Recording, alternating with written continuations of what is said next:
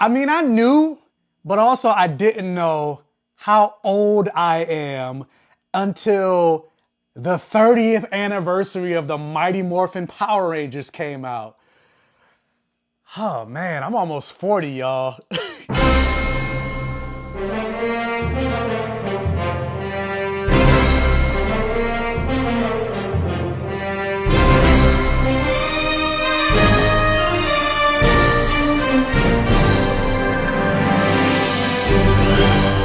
And welcome to my Safe Gayven, everybody. Thank you guys so much for clicking on another video and joining me for another review here on the Black Gay Comic Geek channel. If this is your first time checking me out and checking out the channel, let me introduce myself. Hey, how's it going? My name is Michael. Always say the things that I love to talk about on my channel. Actually, I'm gonna show it right here. I don't know if you can see it. Zoom it in. Hold up. Actually, I'm messing it up. Wait a minute. Blood, sex, gore, and magic. I don't know if you can see the angle. Got the new tattoo. It's healing, so it's in the peeling phase right now. But I always say the things I love to talk about on my channel has blood, sex, gore, and magic, or any variation of the four. So I like to talk superheroes, video games, comic books, action movies, sci-fi movies, horror movies. Did I say that? Fantasy, all of that stuff. And of course, I like to talk about black representation and queer representation. So if that's something that you are interested in, if you believe representation matters, you think representation equals normalization, you enjoy the fact that there is a black queer nerd reviewing nerd content and talking about all the things that you love and maybe identifies the same way you do me a favor. Or you're not, or doesn't identify the same way you do, but you're an ally, do me a favor, hit that subscribe button. Become one of my Safe Gayveneers. Check out my merch store, link in the description box below. Get you a Black Gay Comic Geek shirt. Get you a Welcome to My Safe Gayven shirt. Get you a For the All Gay Rhythm shirt or whatever. Get you some merch. And also, like this video for the algorithm. It tells YouTube that this video is worth getting out there. Watch, like, share, comment, interact on this video for the All Gay Rhythm. If you couldn't tell by all the toys, the shirt, the title of the video, we are here to talk about a very highly anticipated special in the nerd community. And it is the Mighty Morphin Power Rangers 30th anniversary coming to Netflix today, called Mighty Morphin Power Rangers Once and Always. This is going to be a non-spoiler review, so if you haven't seen it yet, you're not gonna get spoiled in this video, but I probably will go live to do a spoiler review, maybe. I haven't come up with a date yet or when, but it'll probably be sometime this week. So hit that bell notification button so you're alerted when I do decide to go live to talk spoilers for Power Rangers Once and Always. But let's get into it. But really quick, let me address this, obviously because it's Mighty Morphin Power Rangers. So I wanted to have the Mighty Morphin Power Rangers figures. I do have more Power Rangers figures, but I didn't want to display them because A, I'm only showing the Mighty Morphin ones that I have, but then also the Power Rangers figures that I have, because I wanted to collect all the black Power Rangers, not like the color black, but black Power Rangers. So I have the black Power Rangers, but these are the ones that I had that are at least Mighty Morphin. But anyway, so Mighty Morphin Power Rangers Once and Always tells the tale. 30th anniversary special, so it sees the return of Walter Jones, David Yost, Catherine Sullivan, etc., as the original Rangers face a familiar threat from the past, and in the midst of a global crisis, they are called on once again to be the heroes the world needs. And so, like I said, this movie sees the return of Zach, Walter Jones, Rocky, Steve Cardenas, Billy, David Yost, Kat, Catherine Sullivan, Johnny Young Bosch as Adam, Karen Ashley as Aisha, Richard Stephen Horvitz as the original voice of Alpha 5, and of course, Barbara Goodson as the original voice actress for Rita Repulsa. And we also have newcomer to the Power Rangers mythos, Charlie Kirsch, who plays Min Quan, the daughter of Trini Quan. Rest in peace to Thai Trang. And so yeah, this movie's about 55 minutes long, and honestly, I don't even know if I would call it a movie. Granted, it's 55 minutes. It just feels like a very long episode of Power Rangers. And so with that, you get everything that you know and love from the original Mighty Morphin Power Rangers. They don't reinvent the wheel from the original Mighty Morphin Power Rangers that you know and love. The only difference is the original Rangers that we know and love are now much older. And also with that, like, something that they deal with, because obviously with the Power Rangers mythos, a lot of it is always light and fun, and the good guys always win in the end. And while that's still the same case in this, with the original Power Rangers and with the death of Tai Trang, who played Trini Kwan, they actually addressed that in this movie, because the Power Rangers comics have been, I believe they're canon, and they go in conjunction with the show. But in the comics, Trini Kwan is still alive. She still has a role to play and everything like that. But then when you get to this live action series, they actually address and take, art imitating life. And in this, they actually do, and you could tell from the trailer, so it's not a spoiler because they talk about it in the trailer, but they do actually kill off Trini Kwan.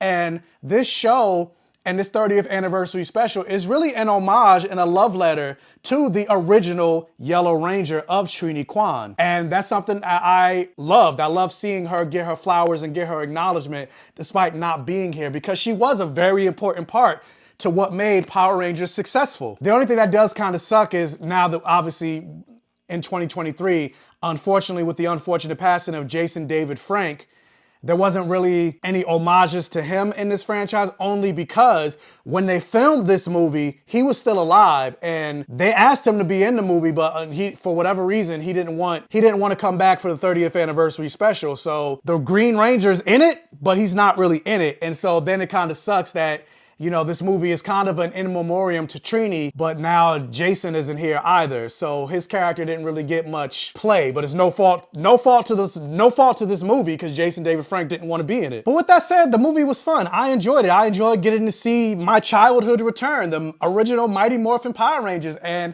because like I said, like I mentioned, 30 years, I was there when the original Mighty Morphin Power Rangers movie debuted. I was there from day one. I was 7 years old on August 28th, 1993, 1 month away from being 8, when the original Mighty Morphin Power Rangers show debuted on Fox Kids, Fox 5. Rushing home from school every single day to watch each new episode, especially when they had the 5-part episode Green with Evil, which is the debut of Jason David Frank as Tommy Oliver, and just how he was giving hands to the Rangers. And we've never seen the Rangers take a beating like that in the short time that the show was on. Like, the show just had us, all us 80s and 90s kids on lock. Like, we were hooked from jump. And that's how I was with this. Like, this show had a huge impact on me as a child. And I watched pretty much most of Power Rangers. Well, not most of it, because it's still continuing on to this day.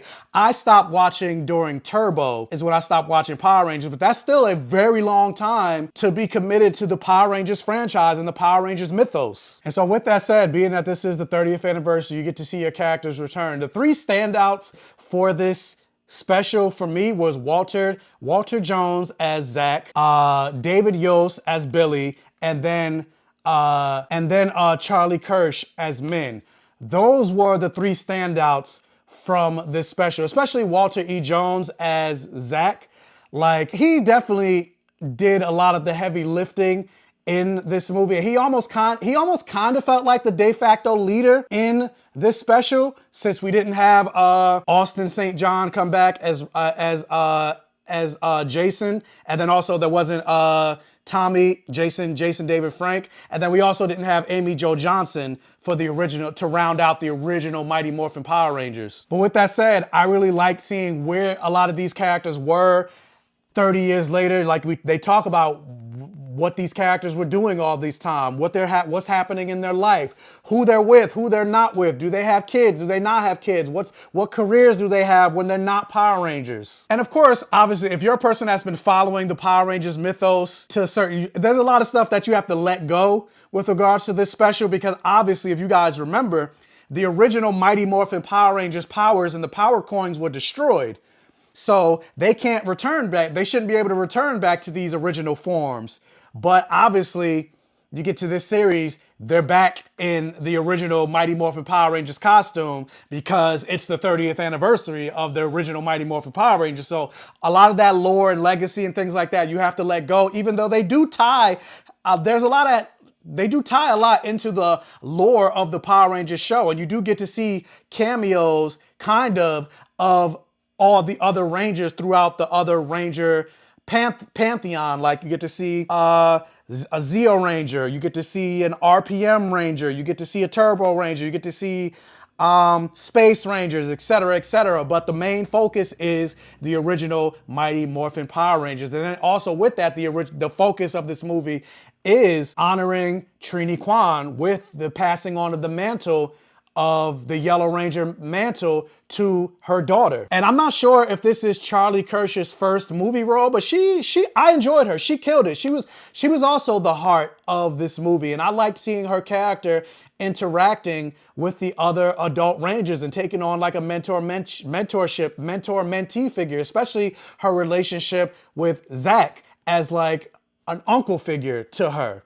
And I love seeing their dynamic with each other. And then also getting a lot of more growth and development for the character of Billy, especially considering everything that happened with David Yost behind the scenes regarding the Power Rangers franchise. And part of the reason, and a large reason, that he ended up leaving Power Rangers was because he was tired of being bullied for being gay. And then the fact that his character got such prominence and got to not be front and center, but kind of be front and center of this special, because like I mentioned, the three main characters and the ones that really had the focus of this movie were Zach, Ming, and Billy. And so with all that behind the scenes stuff that happened to David Yost, I loved being able to see Billy kind of take front and center and get more screen time regarding this special. But of course it's Power Rangers, and so nothing's perfect. So of course there were definitely moments in the special where there were certain cheesy lines of dialogue. There were certain moments that I was like, but wait, it contradicted this and it contradicted that, or this didn't make sense or that didn't make sense. But overall, I still enjoyed seeing my childhood return, seeing these actors return in these roles that they're known for, and you know, that we love them for, and things like that. So I still overall had fun. I still enjoyed it. Now, there was a certain moment when they got to finally shift into like the Megazord, obviously because it's Power Rangers. Of course, they're going to be Zord fights. The CGI for the Zords didn't look all that good and all that polished. Like, honestly, there were certain moments where the Zord fights looked better on the TV show than it did for this Netflix special. But overall, like I said, I enjoyed this special. I had fun. I would totally watch it again. And hopefully they end up doing another one. I would love to see another special for like In Space and why am I drawing a blank? Zeo, etc. So I mean, it'll be hard. It'll be harder because, like I said, like as you got later on, you know, some of the main Rangers, they're not like for example, Jason David Frank, he isn't here anymore. So it'll probably be hard, but yeah, I would love to see an In Space reunion. That's something that, even though I did stop watching during Turbo, I recently, in the last couple of months, went back and watched and saw the entire In Space season, and I loved In Space. I was like, man, I should have watched this when I was younger. But yeah, I enjoyed In Space, and I started watching. I'm not done with it yet, but I did start watching Lost Galaxy, and I'm enjoying Lost Galaxy, but I'm not enjoying it as much as I was enjoying In Space. But with that said, anyway, I'm not gonna go into that tangent, but I enjoyed Power Rangers once and always. I would totally recommend people watch it, and I would watch it again. But like I said, I may be going live to talk more in depth spoilers, because I'm, you know, can't talk about specifics. But with that said, what did you guys think about Mighty Morphin Power Rangers Once and Always? Did you enjoy it? Did you not enjoy it? Let me know all of your thoughts in the comment section below. Also, if you can, again, please hit that thumbs up button and like this video to really help out with the channel. If this is one of your first time checking out one of my videos, please check out the other videos on my channel. If you like what you see, please subscribe for more and hit that bell notification button so you're alerted every single time I post a new video, and tell your friends, families, and neighbors about my channel to help me continue to grow. And as always, I will catch you guys next time, and may the power protect you.